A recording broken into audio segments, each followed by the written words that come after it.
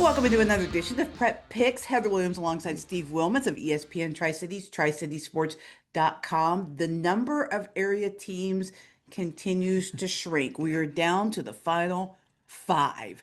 And I believe that is the difference between Rye Cove and Chilhowie. There's a difference between how you did this week and how I did this week. Because you picked Chilhowie last week, correct? I know you did picked pick. Rye No, I Cove. picked Chilhowie. Okay.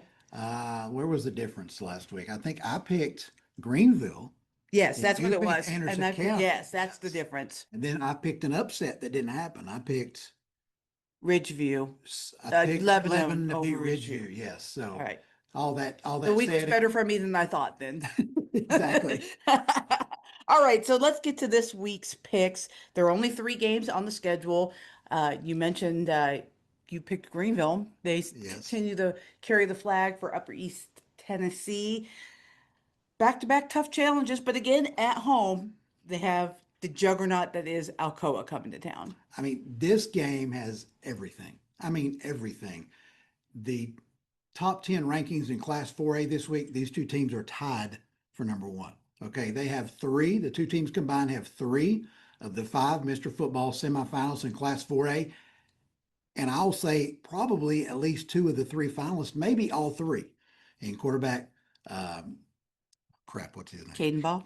In quarterback, Caden Ball, wide receiver, defensive back, Zayden Anderson, and of course, Thomas Manu, the quarterback for Alcoa. Those two guys have put up some unbelievable numbers this year. Ball's pushing 4,000 total yards, 50 total touchdowns, only two interceptions all season.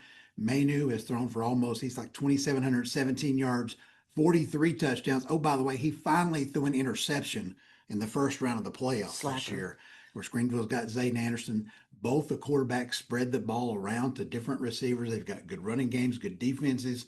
Greenville last week, I thought the difference in the game was the transfer, Tegan Begley, and how he played, how he ran the football, physical against that Anderson County defense, played good defense himself. They kept Jason Thompson to under 100 yards.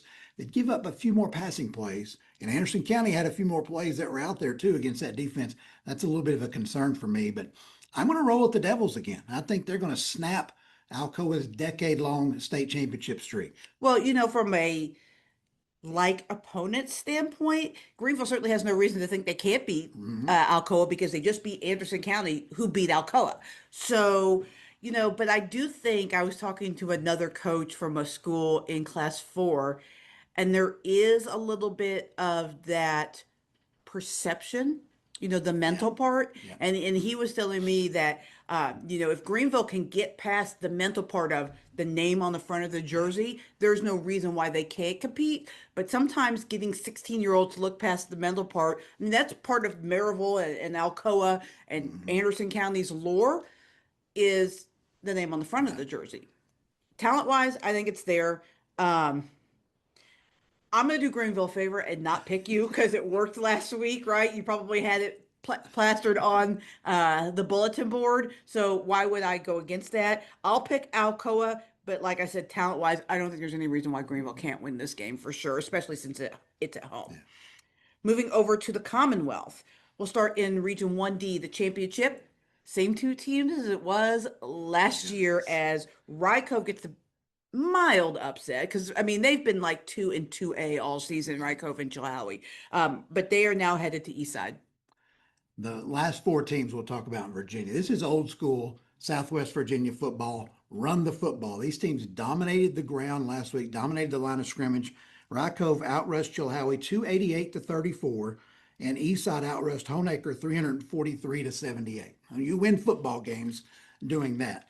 Granted, Honaker is more of a pass offense, but still, you win the games running the football.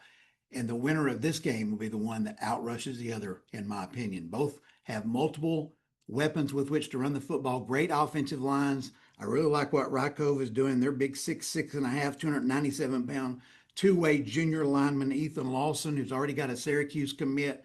They've got some other guys up front, 6'4", 251 Cam Bishop, 6'2", 252 Sean Edwards. I'm going with the upset here. I think Rye Cove lost by 11 the first time till Chilhowie, won by 8. Lost to Eastside the first time by 12. They win this time by 7. Okay. Well, I said earlier in the year, I think if this team plays twice, that they might split. But I'm kind of backing off on that a little Mhm. bit. Eastside has consistently been a little bit ahead of the rest of the teams in Region 1D. I think it's going to be really close. I just think that Eastside has so many weapons and they're so balanced. If you take one guy out, someone else can hurt you, and that's been the pattern all year. I think that it hurts them in some ways because, like from a recognition standpoint, they don't have a star. They're all stars. Like Right. they all can pick you up if you need to. But from a the ability to just get this done. And honestly, I think the East Side's defense is stronger than Rye Cove's, and I think that could be the difference when you're talking about two teams that are so close. Mhm. And thirdly, it's in Coburn, right? It And I think is. the combination of those things, I think it's gonna be a great game. These two teams are becoming very familiar with each other. It's becoming a fun rivalry. I like Eastside. I've been Yeah, with Eastside all year, since the beginning of the year, and it's hard for me to jump off that train.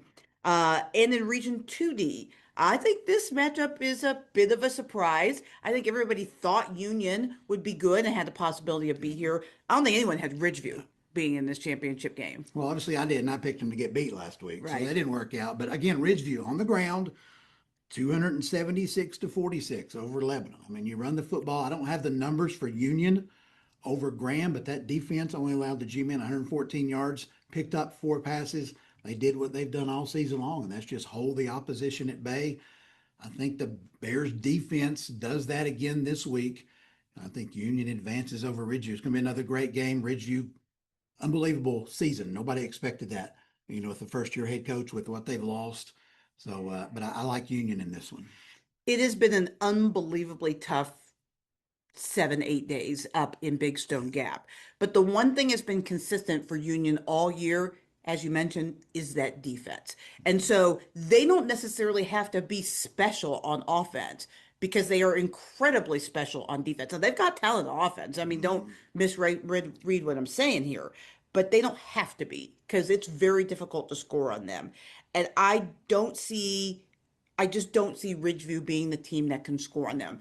The Ridgeview's had a fantastic season, but offensively they're not as talented as Graham was, and Graham couldn't score on them. Right. So I just think this is going to be. I think the only thing that might hurt Union is everything happened so quickly towards the end of last week, right? They didn't have time to Correct. process it. The Yes. distractions weren't, they were running on kind of adrenaline. Yes. Now that they've had a full week to process it, their coach, their Coach Turner is a fugitive now. He's not a part of the game plan. He's not a part of the preparation. So what happens? Like, how's the game plan going? How does the preparation go? The defensive has been the star. The Hmm. defensive coordinator is now the acting head coach. Right. So I don't see a lot of change in that, but that might be the only thing that might slow them down or hurt them or have them lose this game is that's a Yeah. lot for 16, 17, 18-year-olds to deal with. I completely agree. So, I mean, I'm picking Union because I think Union is probably the best team in Class 2D, or Class 2, not just Class 2D, in Class 2.